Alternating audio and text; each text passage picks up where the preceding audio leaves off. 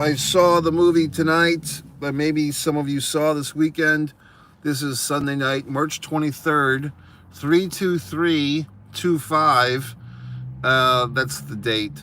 So the movie is Disney's Snow White. And there's a lot of hype and hyperbole around this movie. A lot of people were crapping on this movie before it even came out. I believe the release of this movie was pushed back a full year. There was some controversy, and probably this movie's greatest strength was also its greatest saboteur. Rachel, I don't want to get her name wrong, but Rachel Zelig or Rachel Zaring, whatever her last name is.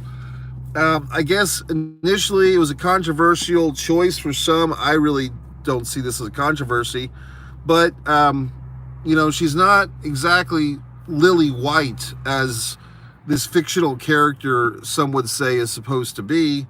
I guess you would call her Latina. I'm not sure, but I thought she was great in this movie, and I really don't have much of a problem, for the most part, with what they call blind casting in the theater world. People seem to get their dicks in an uproar about it.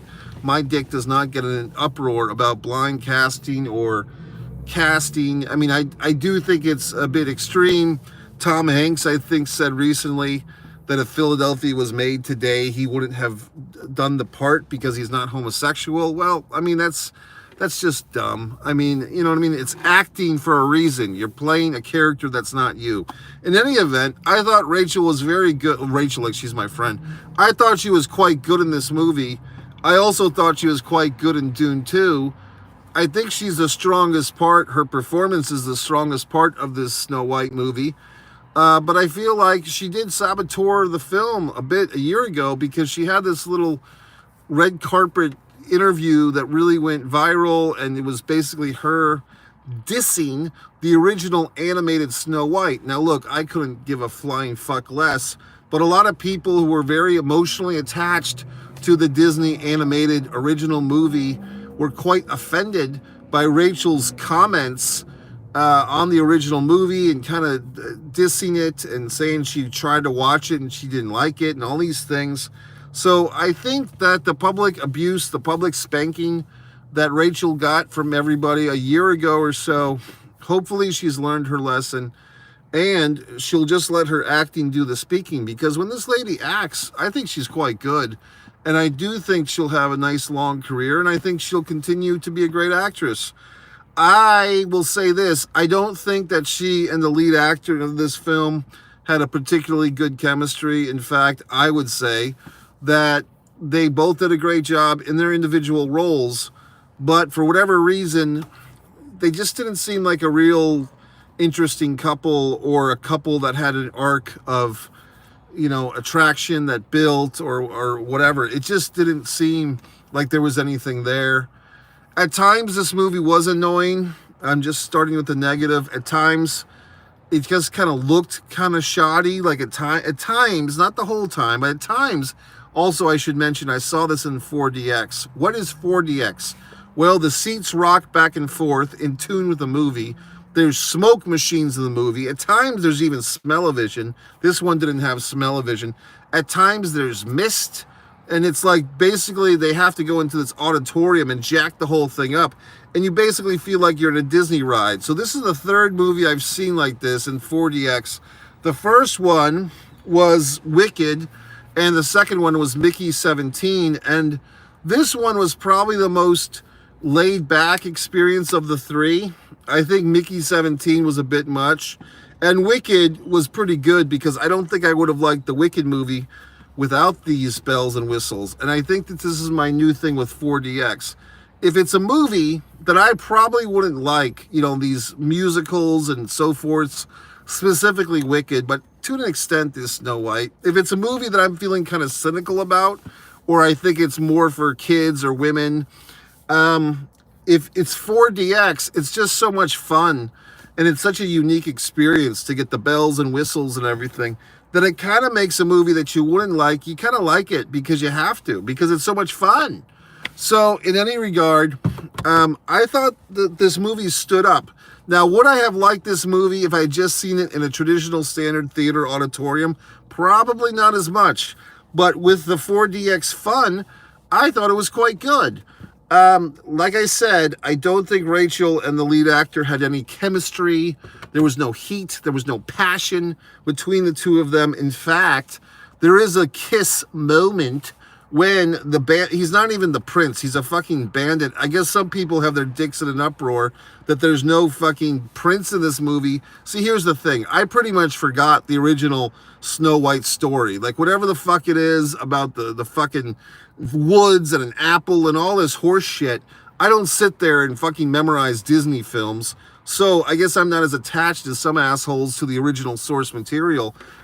I mean, for all I know, was this thing a Brothers Grimm story? I mean, did Disney fucking write Snow White from scratch in the 1930s or 40s? Or was this based on some fairy tale that some other person wrote? In which case, folks, guess what? It's in the common domain, the public domain, and pretty much any asshole with enough money can make a fucking Snow White. In fact, speaking of which, the people at the Daily Wire, the conservative fucking YouTube channel, they made a fucking Snow White movie basically just to fuck with this one. And they're, what's the young lady's name? Cooper or Brett or whatever the fuck. Nice enough girl. She basically looks like Ben Shapiro with long hair, but they made her their Snow White as a goof, as a rib. And I'm not sure if that movie ever got released or not. But basically, she is now gone from the Daily Wire. So even these conservative pundits who tried to muddy the waters of Snow White, well, now their little house is falling apart, Candace Owens. So everyone's an asshole. I mean, that's the first thing you learn about life. Every single person is a piece of shit and an idiot and an asshole. Once you've learned that, you can go on and be free. So what else? What's next? Okay, the CGI thing for these fucking dwarves, I'm not sure how I feel about it. I thought they did a great job with the fucking dwarves, except I did feel like Dopey, which I knew the motherfucker was going to have a big, strong comeback at the end. Dopey looked like Alfred E. Newman, if you know who that is. That's the Mad Magazine guy, like the redheaded guy with the big smile. So they were CGI fucking whatever the fuck's dwarves. If you know who Hornswoggle is, the wrestler, Dylan, whatever his last name is, he wanted to be a dwarf. I mean, I wish they would have just used real human being actors for the dwarves. I guess it's politically incorrect to not have dwarf actors play dwarves, but they can CGI. Also, like a year and a half ago or so, I mean, this movie's been sitting on a shelf unwatched, but basically people had released still images of what they thought were the dwarves, which were non-dwarves, and they were actually, in this movie, bandits. So, you know, everyone who shat on this movie a year ago, please eat your own serving of shit, because you gave false information, you jumped the gun, you had all these theories, and you were all proven to be a bunch of goddamned asshole people, okay? So where's the apologies, all you fucks? You know, but anyway, I thought the movie was quite good. It does have some flaws, and I think I explained them. I did like the Princess Problems song, or the whatever the fuck. I thought that was a good song. I could see that being a hashtag, Princess Problems, or that could be a thing that people like, you know, when somebody bitches, or some Instagram girl bitches about her fucking fingernails being too short, people will write hashtag Princess Problems. So I don't know. I just thought it was a good movie. I mean, I thought that this Rachel actress chick, I can see, now that I've seen the film, I can see why she was so kind of prideful about her movie or her performance in it. And I can see where she kind of, you know, she was speaking of this play. That's the thing with actors. Like, she really is, she hasn't learned humility like, say, a Harrison Ford or somebody like that, or even a Meryl Streep. Like, people kind of have a love-hate thing with celebrities and with actors especially.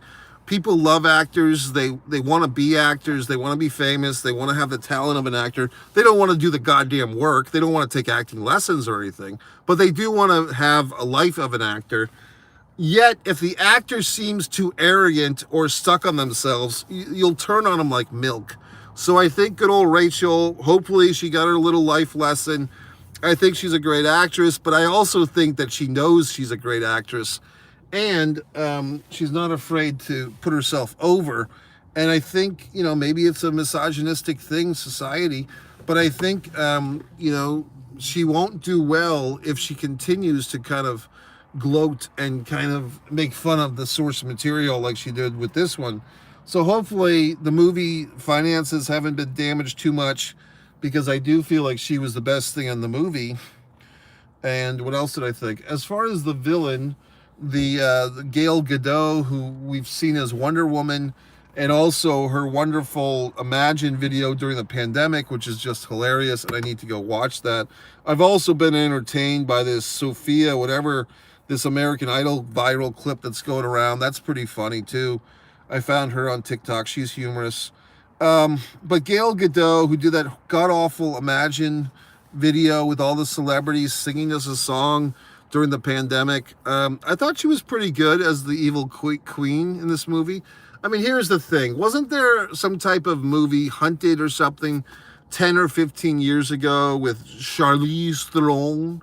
Charlize Theron as the evil witch or the evil stepmother, and was it Anne Hathaway or whoever the fuck else as the Snow White? Didn't that happen, or was that Red Riding Hood or some horse shit?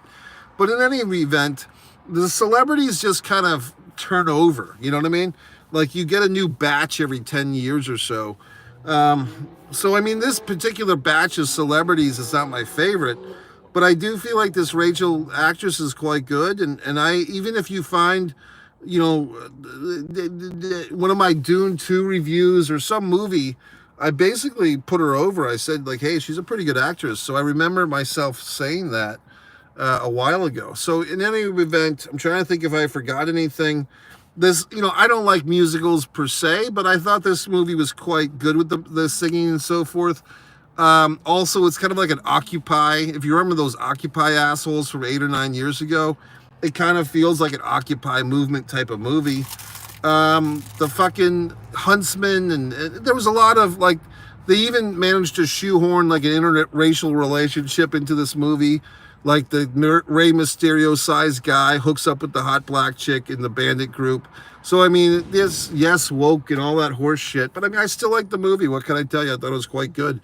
So I give it a double thumbs up. Good job, Rachel. Call me. I'll make a movie with you. God damn it. End.